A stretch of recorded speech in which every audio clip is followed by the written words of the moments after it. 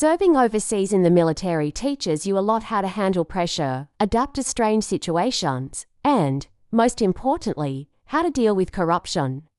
The country I was stationed in wasn't exactly the worst place, but let's just say the local cops had their own way of doing things. One of their favourite rackets, targeting vehicles with supposedly expired inspection stickers. It worked like this. A group of informants, usually sketchy-looking guys, loitering around parking lots would scan car windshields, looking for outdated stickers. If they spotted one, they'd jimmy the door open, take everything inside, and leave a note telling the owner their belongings were now at the police station. Of course, getting your things back wasn't free. You'd have to pay the fine for the expired sticker before they'd return your stuff. If you refused, tough luck, and if you complained, they'd just shrug and tell you that technically, they weren't stealing, just enforcing the law. Most people just paid up. It was easier than fighting the system. I wasn't most people. One morning, I walked out to my car, ready to take my daughter to school before heading to base. Instead of my usual routine, I was greeted by the dreaded note on my driver's seat. Your vehicle was found with an invalid inspection sticker. Your belongings have been taken to the police station. I checked my windshield. My sticker was fine. Current, valid, no signs of tampering.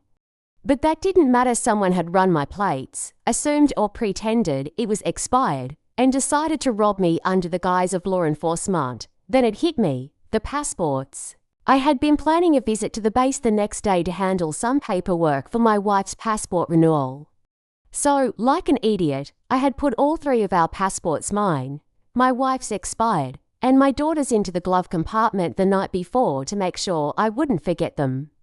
Now, those passports were sitting in some back room at a corrupt police station, along with whatever else they took. This was no longer about some petty shakedown. They had just stolen official US documents, and I was going to make them regret it. I showed up at the station, my military ID clipped to my uniform, trying my best to keep my temper in check. A bored-looking officer at the front desk barely glanced up. "Inspection sticker violation?" he asked. "No, you guys took my valid inspection sticker and my personal property," I said, placing the paperwork on the counter. He sighed, flipping through the documents. "Looks like it was a mistake.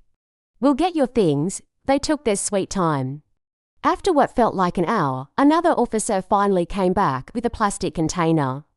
"There," he said, shoving it across the counter. I refolded through it. Wallet, check. Sunglasses, check. Papers, check. But my wife's passport was missing. "Where's my wife's passport?" I asked, voice low and calm. The cop shrugged. "Whatever's there is there." I took a slow breath. "I need a police report." The officer's expression immediately changed. "For what? For the theft of a foreign passport?" The colour drained from his face. See, these cops were used to bullying locals, but they had just committed a crime involving a foreign embassy. That was a big deal. "Look, there's no need for that," the officer stammered. "It's probably just misplaced. I'm filing the report," I said flatly. "And I'll be notifying the US Embassy. They're going to want to know why one of your officers is in possession of stolen foreign documents." Now the guy was sweating. I left the station with my police report and went straight to my base's legal office, where I filed an official stolen passport report. Then, I contacted the US Embassy. The response: immediate action. Within hours, embassy staff reached out to the local chief of police, and that's when things got interesting. See, when the embassy gets a report of a stolen US passport, they don't mess around.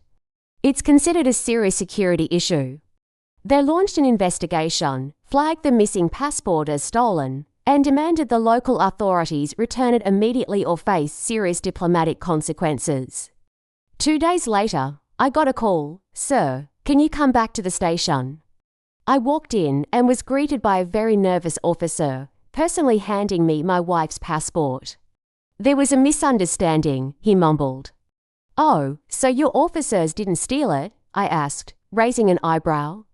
"Just a mix-up," he insisted. "Sure, buddy." Now, at this point, most people would have taken the passport and left. But me, I wasn't done. The embassy had already started digging. And once they start, they don't stop. Turns out, this little inspection sticker racket wasn't as harmless as the cops thought. Under pressure from the embassy, the local government got involved. Suddenly, several officers, including the guy who took my stuff, were under investigation.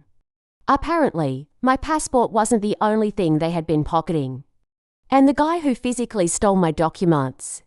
He was arrested and charged with theft of foreign property, a serious crime that carried jail time. By the time my deployment ended, I had one last conversation with a contact at the embassy.